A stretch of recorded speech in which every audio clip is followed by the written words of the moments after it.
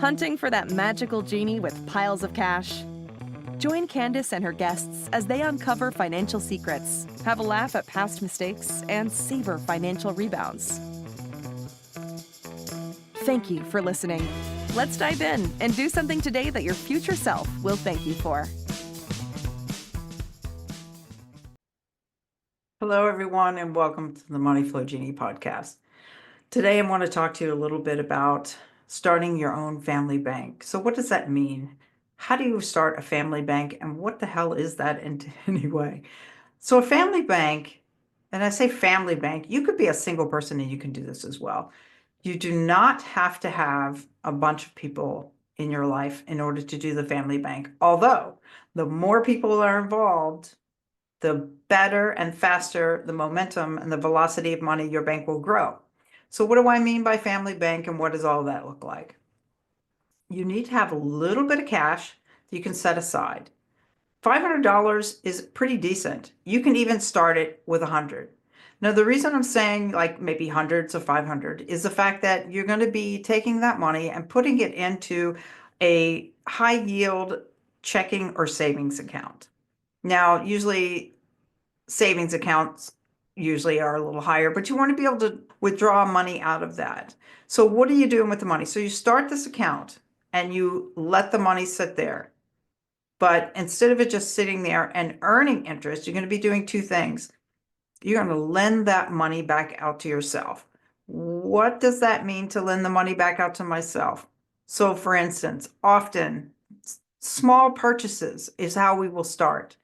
If you think about things that you purchase just with cash, or things that you purchase particularly with your credit card, do you pay that balance off at the end of the month, every month? No, most people don't. Most people carry credit card debt. The average American, it's appalling. It's in, it's like $10,000, I think it is, that the average home carries in credit card debt. That's crazy. So what if you were able to do the same sort of thing as a credit card company, but for yourself internally? Now, in my previous podcast, I talked about discipline. Most people, if you pay your bills on time, or even if you pay late, but you pay your bills, often we will pay other people before we pay ourselves. So this is where the discipline comes in. So instead of taking your credit card and let's say you need to go and buy, let's say we have a bank of $500 that we've started our family bank with.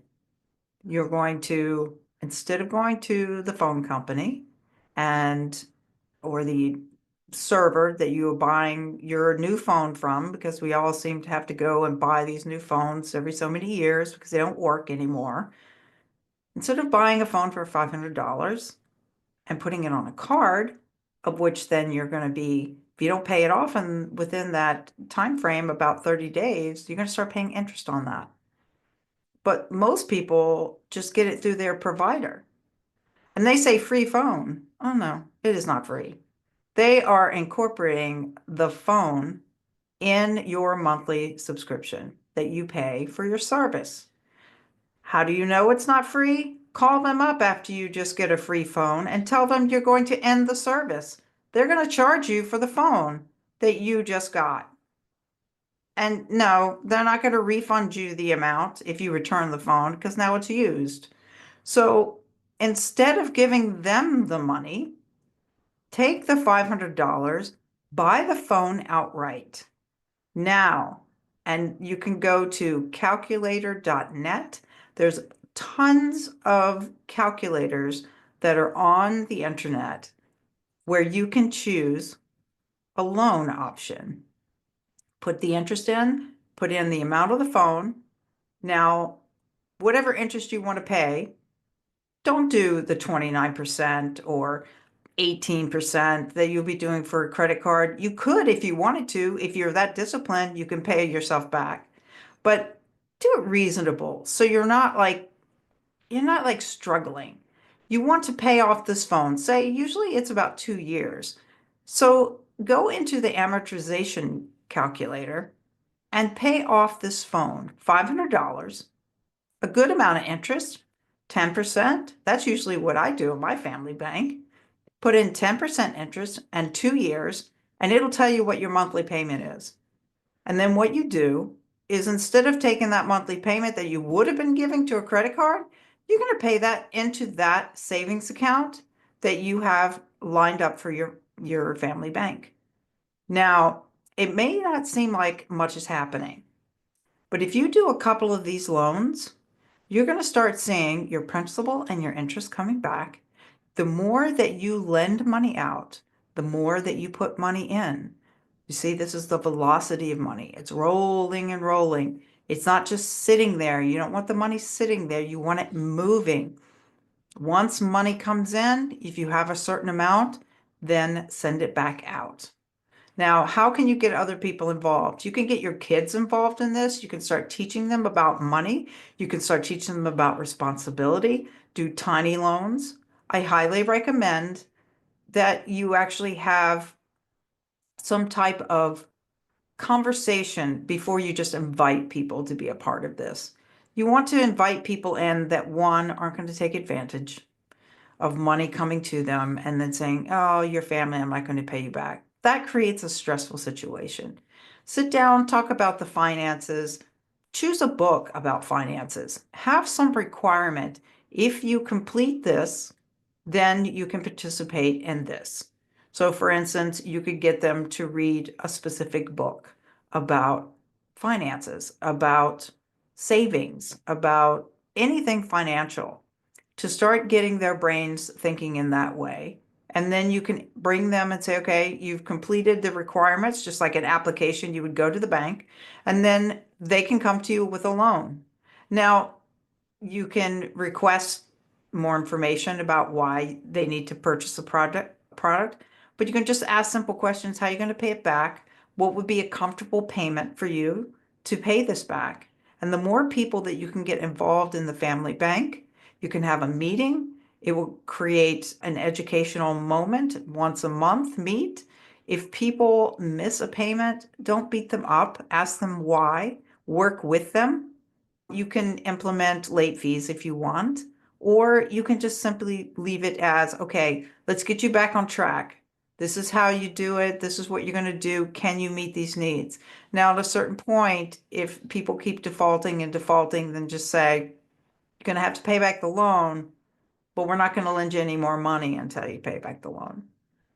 But if it's just you yourself, think about things that you purchase and put on your credit card and that you just may leave that balance on there. That's what you want to start implementing into your family bank. And if you sit down and you look at your credit card payments that you've been making over a certain amount of years, and you look at the interest of all of the payments that you've been paying in interest over just 1 year, think about that. You can put that back in your own pocket. But you have to have a tiny bit of money to start off with, and that will start growing. Give it a year, and you would be amazed at what this type of banking system will do. And also, you'll think twice. Do I want to put this on a credit card, or do I want to put this in the family bank? It's really interesting how your mindset starts to change. I want to fund this out of the family bank. So that's how you start a family bank, and that's the discipline that you need to do it. And then over a course of time, a family bank can get so large that you could actually choose to bring outside people. You could be a private money lender to a local contractor, someone that you know and have collateral, say like real estate. You could have collateral and be the first person on the mortgage of a piece of real estate and have it paid off in a short period of time. That's one of the things that you can do when you build that up. You can use your IRA, a self-directed IRA, just like a family bank, and increase your wealth into your retirement. Run your IRA like a family bank. So there's so many strategies out there. This is just one simple strategy I wanted to share with you, and it can get you started. And, think about it. You can create your own wealth. We don't realize how much that we are taught like consumers in this country of America to just buy, but we're giving our money away, away, away. It's okay to consume, but what are you doing with your money before you purchase something? Put your money, funnel it through your family bank before you purchase. Purchase it and funnel it back in. Purchase and funnel it back in. The banking system. Make it be under your own roof. Remember, you are your own genie in the bottle. So join us on Facebook and watch us on the YouTube channel. And please like and subscribe. It would be wonderful to be able to bring more education to you and more people that are sharing their journeys as well, so that you don't feel alone in all of this and that we're all moving along at the pace in which we can. There's so much social media out there right now that we forget that not everybody has the money to start. And if you don't, there are ways you can do it, and you still can create financial freedom. It's just about changing a few things here and there.